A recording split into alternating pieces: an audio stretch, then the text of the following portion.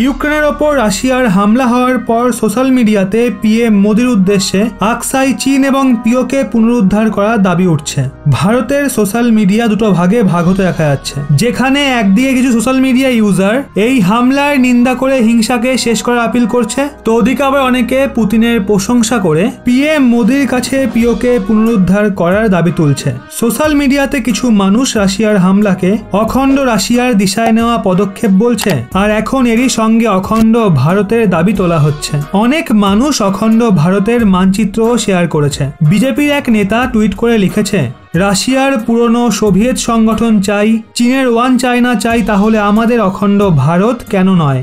এইভাবেই আরও এক ইউজার লিখেছে, রাষ্ট্রপতি পুতিন বলেছেন যে কিভাবে আবারও একবার অখণ্ড রাশিয়া তৈরি হতে পারে, আমাদেরও অখণ্ড ভারতের আশা হারালে চলবে না। একজন সোশ্যাল মিডিয়া ইউজার তো এটা পর্যন্ত লিখে দেয়, লোহা গরম আছে মেরে দাও হাতুড়ি। সোশ্যাল মিডিয়াতে যারা রাশিয়ার এই পদক্ষেপের নিন্দা করেছে ওনারা বলছেন, ইউক্রেনে রাশিয়ার হামলা আর ভারতের চীন এবং পাকিস্তানের সঙ্গে সীমাবাদের তুলনা করা ঠিক হবে না। এখানে সবচেয়ে বড় কথা এটাও সামনে আসছে, যেখানে ইউক্রেন 1994 সালে নিজের পরমাণু হাতিয়ার ত্যাগ করেছিল, ওদিকে চীন পাকিস্তান পরমাণু হাতিয়ার সম্পন্ন রাষ্ট্র। অনেক মানুষ আবার সোশ্যাল মিডিয়াতে প্রধানমন্ত্রী নরেন্দ্র মোদী এবং গৃহমন্ত্রী অমিত শাহর পুরনো বয়ানকেও শেয়ার করে। বন্ধুরা, এক্ষেত্রে আপনাদের কি মতামত চটজলদি কমেন্টে জানান।